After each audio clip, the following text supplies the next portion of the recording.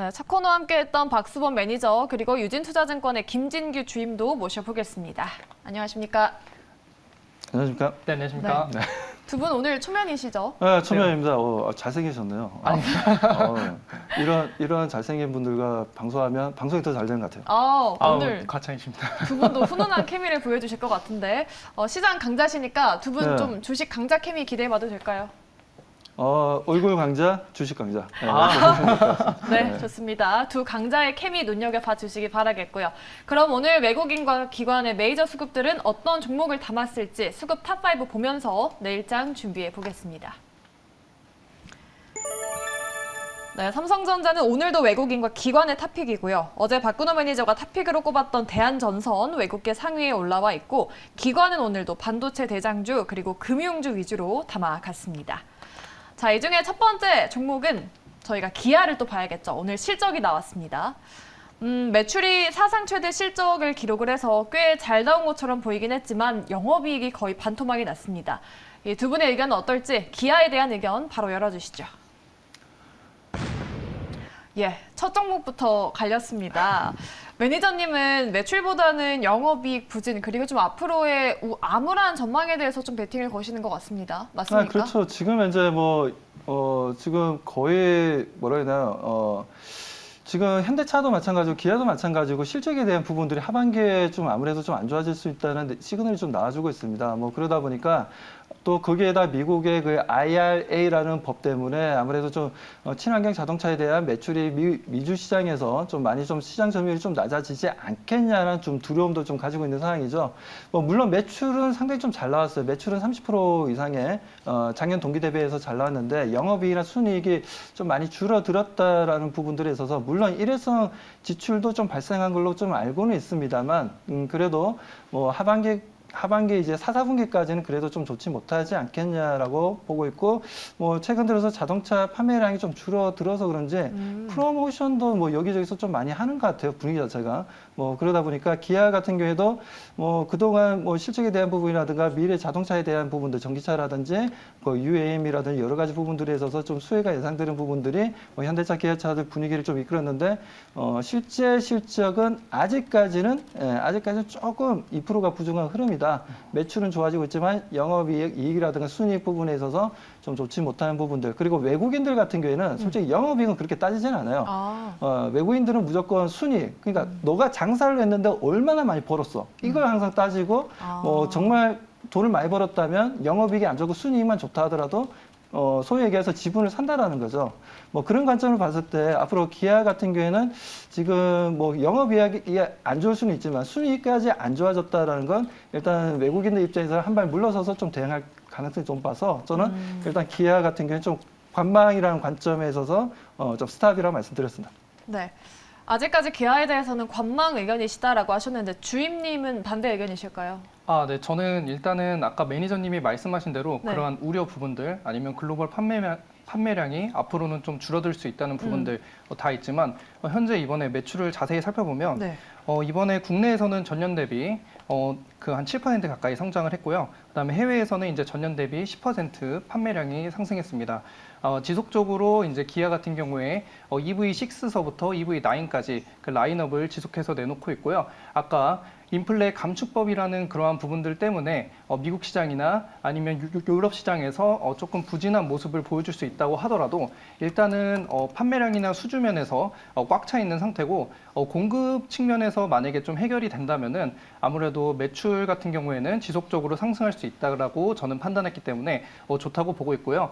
또 영업이익 같은 경우에는 말씀해주신 대로 일회성으로 이번에 충당금으로 1.5조가 날라갔습니다. 그렇기 때문에 한 7천억 정도가 영업이익으로 발생을 했는데 그 부분을 좀 감안한다면 2.3조의 영업이익을 달성한 것으로 보여서 굉장히 높은 그러한 사상 최대의 수치를 낸 부분을 지금 보여주고 있기 때문에 앞으로 4분기에 좀 환율 부분하고 아니면 반도체 수급 면에서 정상화가 조금 이루어지는 모습이 보여진다면 4분기에는 더 좋은 실적을 내지 않을까 하는 기대감 때문에 저는 이것을 고라고 선택하게 되었습니다. 네.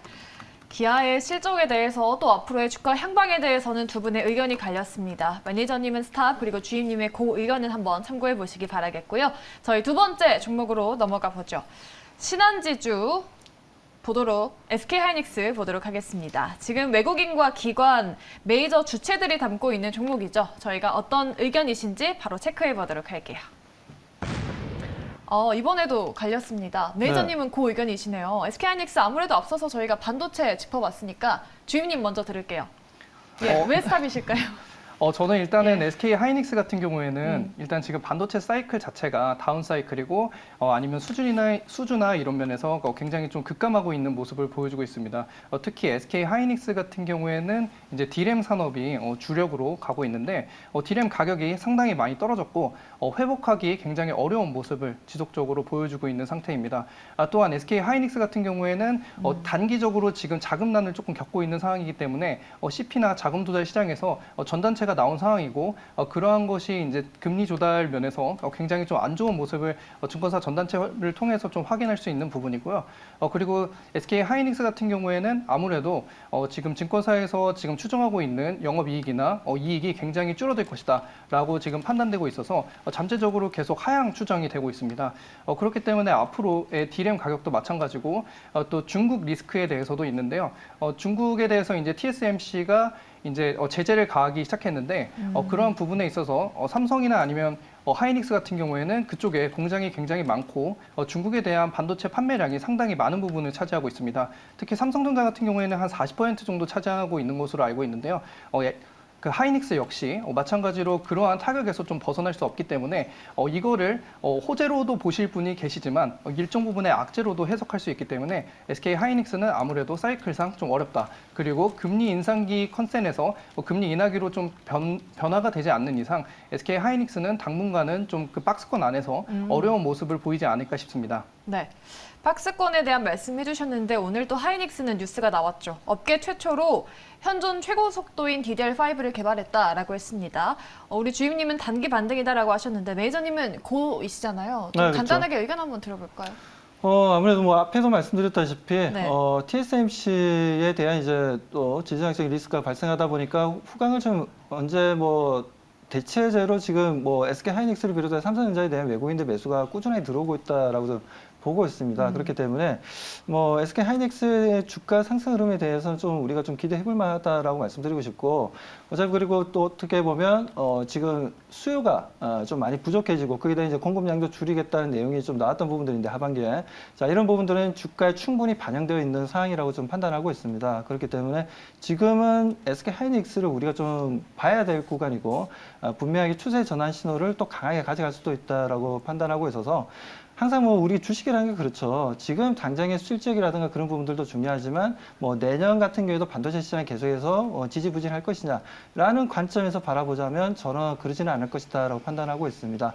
뭐 지금은 뭐 어떻게 보면 금리 인상에 따른 그리고 전 세계 지금 미중 간의 무역 분쟁이라든가 여러 가지 부분들에 있어서 분명 우리나라의 지금 SK 하이닉스, 삼성전자 쪽은 그래도 후광을 좀 받을 수 있는 요소가 있다라고 판단이 들어서 뭐 그런 뭐 단기적인 모멘텀이 되었던 아니면 좀 중장기적인 관점에서 실적에 대한 기대감이 되었던 그리고 밸류에이션상 상당히 저평가되어 있다는 부분들에 있어서도 저는 중장기적으로는 긍정적으로 판단하고 있습니다.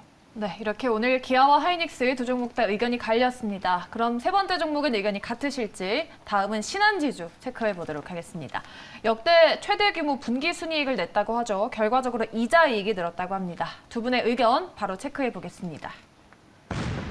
마지막까지 갈렸습니다. 두 분의 뷰가 정말 다르신 것 같아요. 네. 그래도 좀 되게 다양한 의견 들어볼 수 있어서 좋은 것 같은데 우리 매니저님은 실적 그리고 또 네. 금융주 하면은 배당을 빼놓을 수 없잖아요. 좀 그런 그렇죠, 부분을 배당이죠. 보시는 걸까요? 네, 뭐 그렇죠. 아무래도 이제 뭐 금융주들, 뭐 KB금융을 비롯해 신한지주, 뭐 우리금융지주, 뭐 다 모든 뭐 금융사들을 보게 되면 저는 긍정적으로 보는 이유가 그동안 이제 어떻게 보면 기준금리가 올라가게 되면 예대 마진이 높아지면서 은행들이 좀 수익률이 좀 올라가는 부분들이 있는데 최근에 너무 단기간에 금리를 너무 많이 올렸어요. 그렇기 때문에 뭐 그건 뭐 뉴욕뿐만 아니라 이제 한국도 마찬가지고 금리 인상이 너무나 빠르다 보니까 그에 대한 부실 채권이 좀 발생할 수 있다는 염려 때문에 주가가 오히려 좀 내려왔습니다.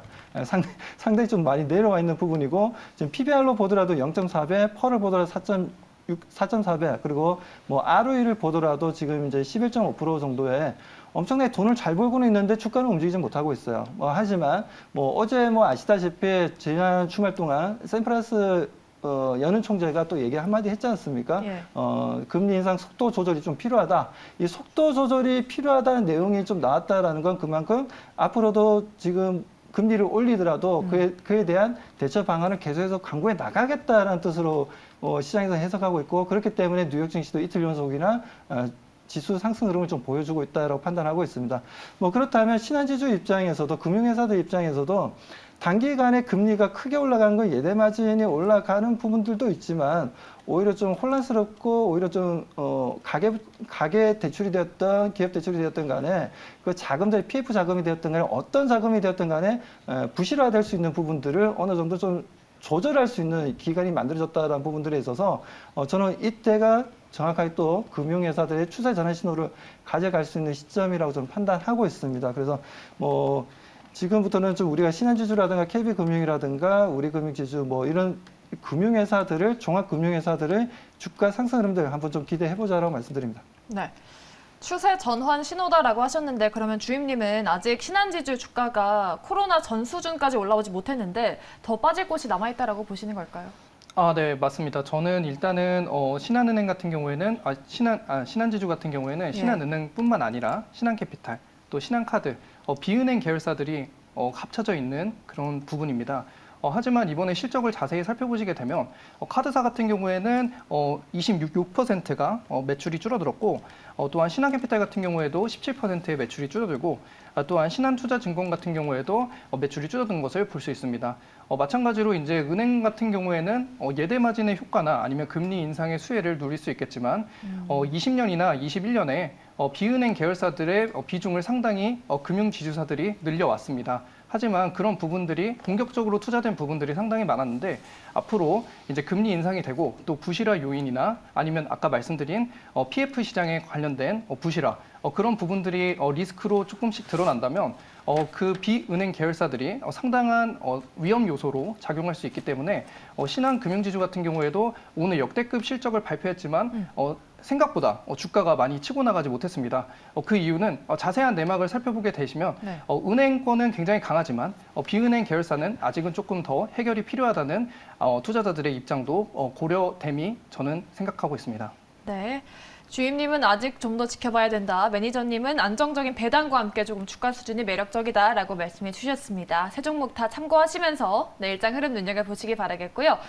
그러면 두 분의 최선호주는 어떤 걸로 꼽아 오셨는지 10종목 중에 두 분의 픽 바로 만나보겠습니다.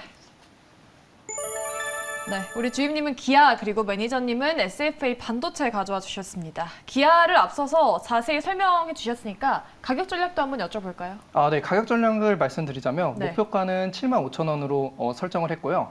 아무래도 그 밸류에이션이 상당히 많이 낮아진 부분이기 때문에 7만 원을 상방 돌파를 하게 된다면 한 75,000원 정도에는 차익 실현 하실 수 있는 금액대라고 생각이 되고요. 하지만 이제 손절가 같은 경우에는 6만 원으로 설정한 이유가 기아 역시 매크로적인 영향을 피해갈 수 없는 부분이 있기 때문에 환율이 극도로 나빠지고 또 중국의 리스크 아니면 이제 미국의 금리 이런 부분들에 영향을 받게 되면은 주가가 상당 부분 아무래도 하방을 찍을 수 있습니다. 그렇기 때문에 손절 구간은 6만 원으로 설정했고 주가의 행방이나 아니면 금리 요소를 잘 고려하셔서 투자하심이 좋아 보입니다. 네. 기아는 목표가 75,000원, 손절가 6만 원으로 잡아주셨습니다. 우리 매니저님은 반도체를 원픽으로 꼽으셨습니다. SFA 네네. 반도체죠. 네, 맞습니다. 자, FA 반도체를 좀 말씀 좀 드렸는데 오늘 6.7%나 크게 상승하면서 좋은 움직임을 좀 보여줬습니다. 그동안 좀 하락폭을 좀 키워주면서 어디가 저점이 될 건지에 대한 두려움은 있었지만 다시 한번 좀 거래량을 동반하는 강한 양봉이 좀 나와줬다는 부분들에 있어서 기술적으로는 추세적인 전환 신호로 좀 여길 수 있는 위치다라고 판단하고 있고요. 자, 동사 같은 경우에는 이제 반도체 공정에 있어서 우리가 전공정이 있고 후공정이 있는데 후공정 쪽이라고 좀 보시면 되고요.